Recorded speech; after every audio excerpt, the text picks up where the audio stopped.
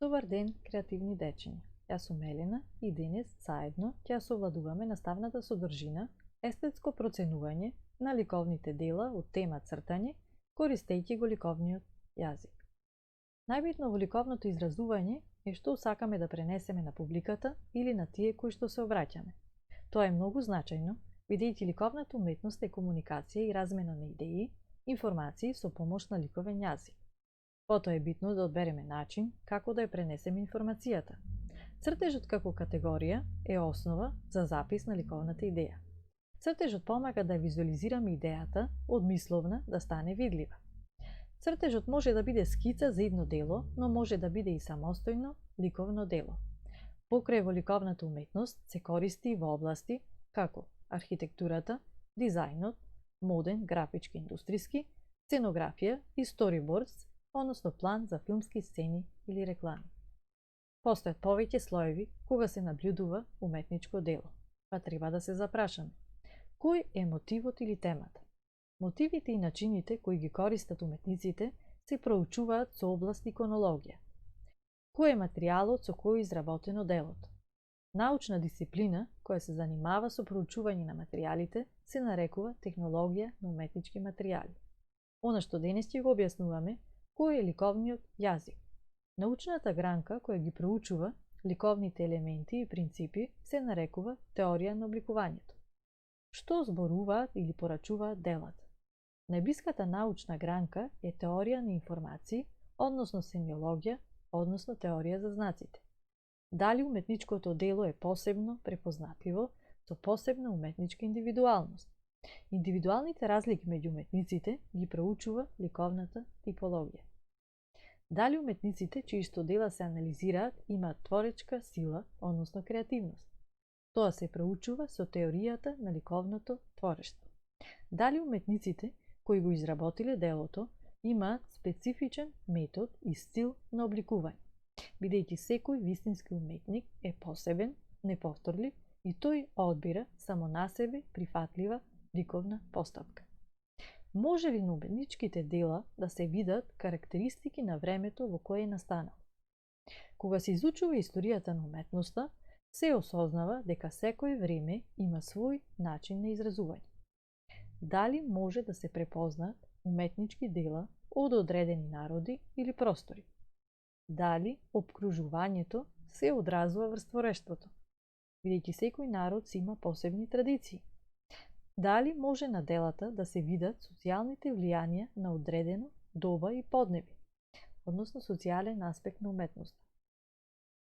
Секој време има одредени општествени односи.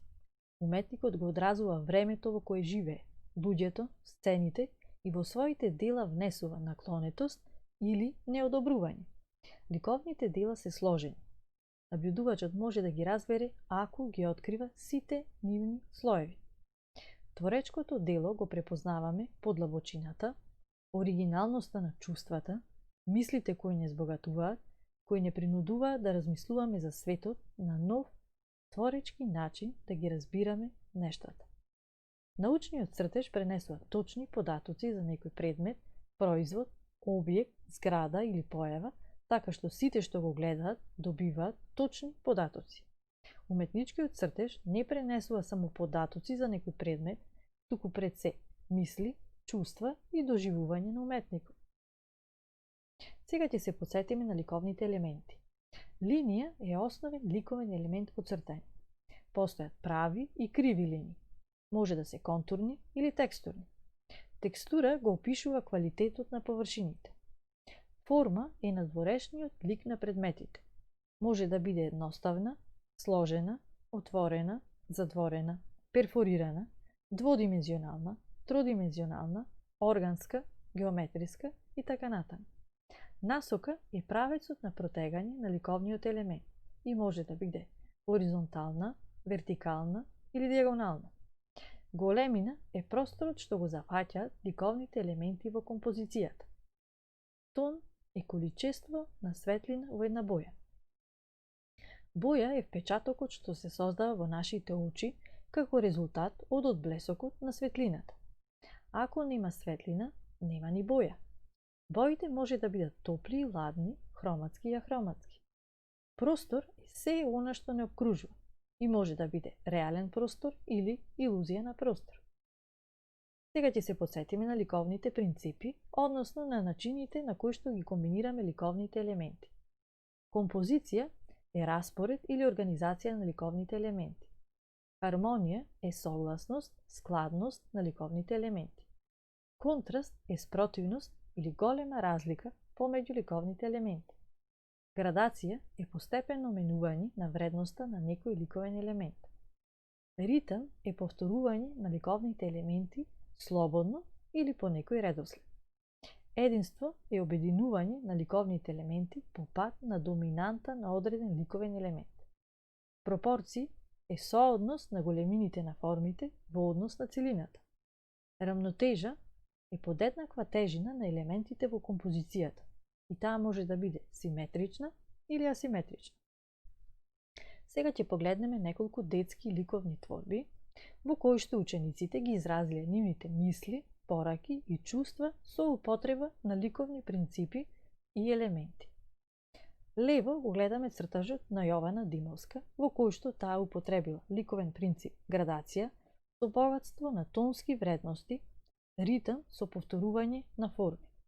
Употребила линија во текстот со кој што ја пренесла пораката која што сака да ја раскаже на публиката. На средина гледаме цртеж од Далибор Ѓореевски, во кој што тој употребил ликовен принцип хармонија со тонски вредности, употребил простор, текстури и форми и ни пренесол порака да ја чуваме природата и водата. Десно гледаме цртеж од Ивона Петровска, во кој што таа употребила ликовен принцип хармонија со линии и текстури во дигитален цртеж изработен со апликација за цртање на мобилен телефон и таа ни порачува да го чуваме нашето здравје и да се заштитиме. На следните два примери можеме да видиме цртеж, скица за подготовка на дело и дигитална графика од ученичка Христина Ангелевска, во кој што пренесува своја порака и приказна, користејќи многу ликовни елементи и принципи. Од ликовни принципи има употребено ритам, контраст и градација, од ликовни елементи има употребен линија, форма, големина, тон и боја. Како домашна задача сакам да ви зададам да направите естетска анализа на вашиот најубав цртеж од оваа тема.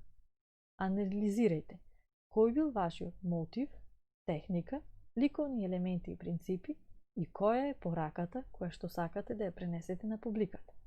Ве поздравувам и се надевам во иднина ќе совладуваме нови содржини.